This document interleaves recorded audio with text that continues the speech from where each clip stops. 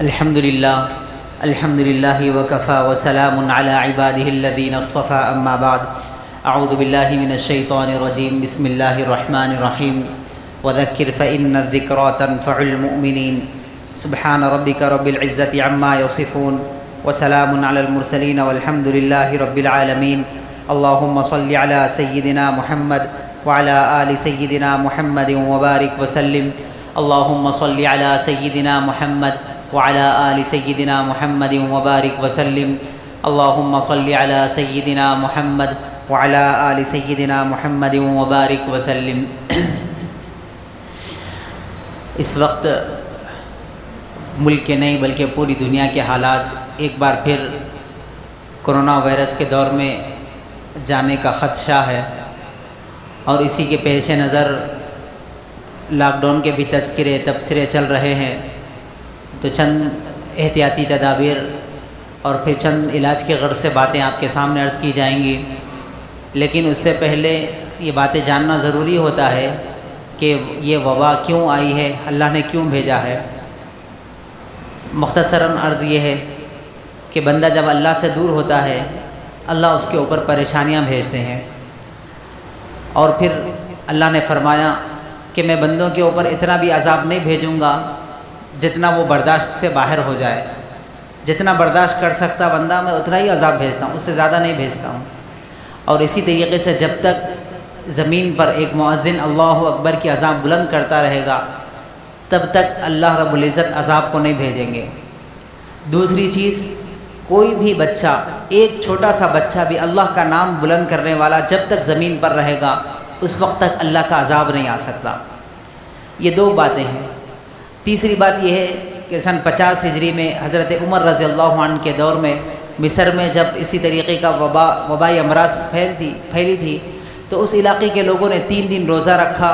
اور پھر تیسرا دن جو جمعہ کا دن تھا اجتماعی طور پر انہوں نے دعا کی، اللہ رب العزت نے اس علاقے سے وبا کو ختم کر دیا۔ تو اس بات کا بھی خیال رکھنا چاہیے۔ اب یہاں پر عرض کرنا یہ ہے، سب سے پہلے 5 چیزیں ہیں جو یہ بتاتی ہے کہ اللہ رب العزت عذاب کو کیوں بھیجتے ہیں۔ سب سے پہلی چیز یہ ہے جو عبداللہ ابن عمر رضی اللہ عنہ روایت فرماتے ہیں کہ جب دنیا میں بے حیائی اور بدکاری عام ہو جاتی ہے تو اللہ رب العزت ایسا عذاب ان پر بھیجتے ہیں جو پچھلی امت پر نہیں بھیجے تھے۔ جیسے اس وقت کرونا وائرس چل رہا ہے، یہ پچھلی امت پر نہیں تھا، نہ پچھلے کسی قوم پر، نہ کسی لوگوں پر تھا۔ تو اللہ فرماتے جب بے حیائی اور بدکاری عام ہو جاتی ہے تب میں عذاب بھیجتا ہوں۔ دوسری چیز، جب ناپ تول میں کمی ہو جاتی ہے تو قحط سالی اور بے روزگاری اور روزگار میں تنگی کے ذریعے سے میں ان کے اوپر عذاب بھیجتا ہوں۔ ناپ تول میں کمی کی وجہ سے آج کئی لوگ رزق کی وجہ سے پریشان ہیں، کاروبار میں برکت کی وجہ سے پریشان ہیں، نوکری نہ ملنے کی وجہ سے پریشان ہیں۔ تیسری چیز یہ ہے کہ جو مال کی زکوٰۃ نہ نکالے اللہ رب العزت آسمان سے بارش کو روک دیتے ہیں۔ چوتھی چیز ہے جو اللہ اور اس کے رسول کے حکم کو توڑے اللہ رب العزت دوسری قوم کو مسلط کرتے ہیں، اور وہ سب چیزیں جو ان کو دیے تھے ان سے چھین کر ان کو دے دیتے ہیں۔ جیسے ہم سنتے ہیں کہ مسلمان 800 سال حکومت کرے تھے، فلاں فلاں جو بھی تاریخ جانتے ہیں، جب اللہ اور اس کے رسول کے حکموں کو توڑا اللہ نے ان کے پاس سے اقتدار کو چھینا اور ان لوگوں کو دے دیا جو اس کے حقدار بھی نہیں تھے۔ 5ویں چیز ہے جب حکمران اللہ کے قانون کے مطابق فیصلہ کریں گے تو اللہ رب العزت ان کے درمیان میں آپس میں لڑائی ڈال دیتے ہیں۔ چنانچہ آج پڑوسی سے لڑ رہے ہیں، یعنی اقتدار میں ایسے لوگ ہیں جو شریعت کے خلاف فیصلہ کر رہے ہیں۔ جیسے طلاق کا مسئلہ ہے، کئی مسائل ہیں جو شریعت کے خلاف ہے، تو اللہ رب العزت لوگوں کے درمیان آپس میں لڑائی ڈال دیتے ہیں اور وہ ہمیشہ لڑتے رہتے ہیں۔ اب یہاں پر چند باتیں وہ ہے جو اس وبا کے دور پر ہم کو عمل کرنی ہے۔ سب سے پہلی چیز ہے احتیاطی تدابیر اختیار کریں، یعنی جیسے ڈاکٹرز کہہ رہے ہیں اور وہ لوگ جو اس وبا کے متعلق جانتے ہیں وہ کہہ رہے ہیں سوشل ڈسٹینس رکھیں، ماسک لگائیں، مصافحہ نہ کریں، اور اس طریقے کی جتنی بھی چیز بتا رہے ہیں، سینیٹائزر یوز کریں، ہاتھ کو دھویا کریں، یہ چیزیں کریں، پہلی چیز۔ دوسری چیز ہے اللہ سے حفاظت کی دعا مانگیں۔ جب بھی ہم دعا کے لیے ہاتھ اٹھائیں اللہ سے کہیں اللہ ہم اس وبا کے قابل نہیں ہیں، اس وبا کو ہم سے دور فرما دے اور ہم کو محفوظ رکھیں، یہ دعا مانگے۔ تیسری چیز جو شریعت میں ہے، اللہ نے قرآن کریم میں بھی فرمایا ما کان اللہ لیعذبہم وانت فیہم، اللہ فرمائے کہ جب تک میرے نبی جس قوم میں رہیں گے اللہ اس قوم پر عذاب کو نہیں بھیجیں گے۔ جب یہ آیت نازل ہوئی تھی تو ایک صحابی نے پوچھا اللہ کے نبی جب تک آپ ہمارے درمیان میں رہیں گے تب تک تو عذاب نہیں آئے گا، لیکن جب آپ چلے جائیں گے تب ہمارا کیا ہوگا؟ تو اللہ کے نبی صلی اللہ علیہ وسلم نے فرمایا میرے جانے کے بعد جو کوئی میری سنتوں پر عمل کرے گا اللہ اس پر عذاب کو نہیں بھیجے گا، تو اس لیے سنتوں پر عمل کرنے والے بنے۔ چوتھی چیز ہے آیت کریمہ کا ورد کرے۔ جب حضرت یونس علیہ السلام مچھلی کے پیٹ میں تھے، مچھلی کے پیٹ کے اندھیرے میں تھے، تو انہوں نے بھی آیت کریمہ پڑھا تھا لا الہ الا انت سبحانک انی کنت من الظالمین، تو وہ مچھلی کے پیٹ سے باہر آ گئے۔ جیسے آج ہم بھی اس وائرس کے پیٹ میں اور اس وائرس کے چنگل میں ہم جس طریقے سے پھنسے ہوئے ہیں، اگر ہم بھی آیت کریمہ کا ورد کریں اللہ رب العزت ہم کو بھی اس اندھیرے سے نکال کر ایسی روشنی میں بھیجیں گے جہاں پر کوئی وبائی مرض نہیں ہوگا۔ پانچویں چیز ہے اجتماعی توبہ کرے،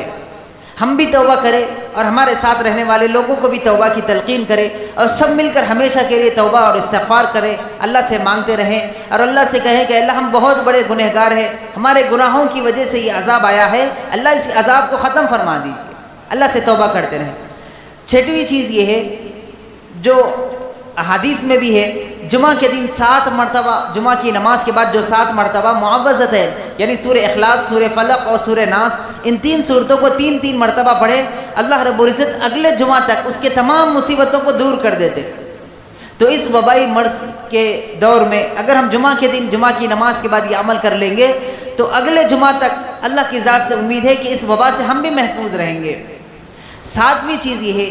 اللہ نے قرآن کریم میں فرمایا وَضَرَبَ اللَّهُ مَثَلًا قَرْيَةً، ایک بستی کے بارے میں ذکر کیا ہے، بستی کا واقعہ بیان کیا ہے، كَانَتْ آمِنَةً مُطْمَئِنَّةً، یہ وہ لوگ تھے جو سکون کے ساتھ یعنی اطمینان کے ساتھ رہنے والے تھے۔ سکون سے مراد باہر کی طرف سے کوئی مصیبتیں نہیں آنے والی تھی، اور مطمئنہ سے مراد مفسرین لکھتے ہیں کہ اندرونی طور پر بھی کوئی پریشانیاں ان کو نہیں تھی، وہ سکون سے زندگی گزار رہے تھے۔ یأتیہا رزقہا رغدا من کل مکان، ان کے پاس رزق کے ایسے دروازے کھول دیے گئے تھے کہ ان کے چاروں طرف رزق ان کے پاس بھیج دیا گیا تھا، وہ ہمیشہ پرسکون انداز میں کھاتے ہوئے پیتے ہوئے سکون سے زندگی گزار رہے تھے۔ فکفرت بانعم اللہ فاذاقها اللہ لباس الجوع والخوف،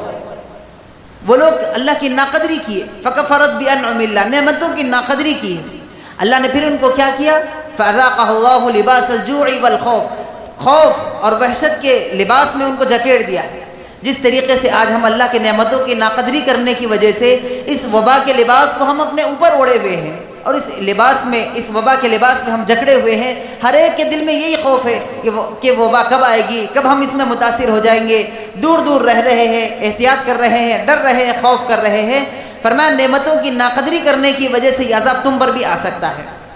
چنانچہ احتیاطی درجے میں یہ 7 چیزیں تھیں، ہم اس کا احتیاط کریں۔ پہلے وہ 5 چیزیں تھیں جس کے ذریعے سے اللہ عذاب کو بھیجتا ہے، اور دوسرے وہ 7 چیزیں تھیں جس پر ہم احتیاطی تدابیر کے درجے میں عمل کرتے جائیں گے، اللہ کی ذات سے امید ہے کہ اللہ اس وبا کو ہم سے دور کر دے گا۔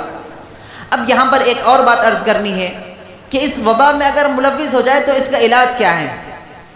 اگر کوئی اس میں ملوث ہو جائے یا پھر ملوث ہونے سے پہلے اس کا علاج کیا ہے؟ کئی لوگوں نے کئی اذکار بتائے ہیں، کئی طریقے بتائے ہیں، کئی دوائیں بتائی ہیں، لیکن آج میں آپ کو ایک ایسی دعا بتاؤں گا کہ جس پر عمل کرنے سے اللہ کی ذات سے مکمل یقین ہے کہ اللہ ہم کو اس سے محفوظ رکھے گا۔ چنانچہ بنگلہ دیش کے ایک بہت بڑے عالم دین ہیں جس کے خواب میں اللہ کے نبی صلی اللہ علیہ وسلم کی زیارت کئی مرتبہ ہوا کرتی تھی، آج بھی وہ باحیات ہے۔ انہوں نے خواب میں دیکھا اور انہوں نے مفتی اعظم جو پڑوس ملک کے رہنے والے مفتی تقی عثمانی صاحب ہے ان سے کہا کہ میں نے خواب میں یہ چیز دیکھی ہے، اللہ کے نبی صلی اللہ علیہ وسلم نے کورونا کا علاج بتایا ہے، یہ وظیفہ بتایا ہے۔ تو مفتی اعظم نے بھی اس کی تصدیق کی ہے کہ ہاں یہ بات سچ ہے، اس پر عمل کرنے سے وبائی مرض سے وہ آدمی محفوظ رہ سکتا ہے، کیونکہ جس بندے نے خواب میں اللہ کے نبی کو دیکھا اس نے خواب میں اللہ کے نبی کو ہی دیکھا ہے، کیونکہ شیطان ہر ایک کی شکل بنا کر آ سکتا ہے لیکن نبی کی شکل بنا کر نہیں آ سکتا۔ تو خواب میں اللہ کے نبی صلی اللہ علیہ وسلم نے فرمایا جو بندہ 3 مرتبہ سورہ فاتحہ پڑھ لے، یعنی الحمدللہ رب العالمین الرحمن الرحیم 3 مرتبہ پڑھ لے، اس کے بعد 3 مرتبہ سورہ اخلاص پڑھ لے، قل هو اللہ احد اللہ الصمد، یہ 3 مرتبہ پڑھ لے، پھر اس کے بعد 313 مرتبہ حسبنا اللہ ونعم الوکیل نعم المولا ونعم النصیر یہ پڑھ لے، اللہ کی ذات سے امید ہے کہ اس وبائی مرض سے وہ ہمیشہ سے ہمیشہ محفوظ رہ جائے گا۔ اور یہ کوئی بتانے والے کوئی ایک عام آدمی نہیں، بلکہ وہ آدمی ہے جس کی تصدیق کرنے والے بھی مفتی اعظم ہے، اور جس کو خواب میں آئے یہ وہ بندہ ہے جس کو مہینے میں کئی مرتبہ اللہ کے نبی کی زیارت ہوتی تھی، اور خواب کو بتانے والے اور خواب میں آنے والے بھی اللہ کے نبی ہے، جس سے بڑھ کر کوئی نبی نہ دنیا میں آیا ہے اور نہ کوئی آ سکتا ہے۔ تو ہمارے دل میں نبی کی عظمت بہت زیادہ ہے، احترام بہت زیادہ ہے، تو ہم نبی کے بتائے ہوئے طریقوں پر عمل کرنے والے بنے۔ اللہ کی ذات سے امید ہے کہ جو بندہ اس کا معمول کر لے گا، اس پر عمل کرنے والا بن جائے گا، اللہ اس کو ہمیشہ سے ہمیشہ کے لیے ہر بیماری سے اس کو محفوظ رکھے گا۔ اللہ ہم سب کو کہنے سننے سے زیادہ عمل کی توفیق عطا فرمائے۔ وآخر دعوانا ان الحمدللہ رب العالمین۔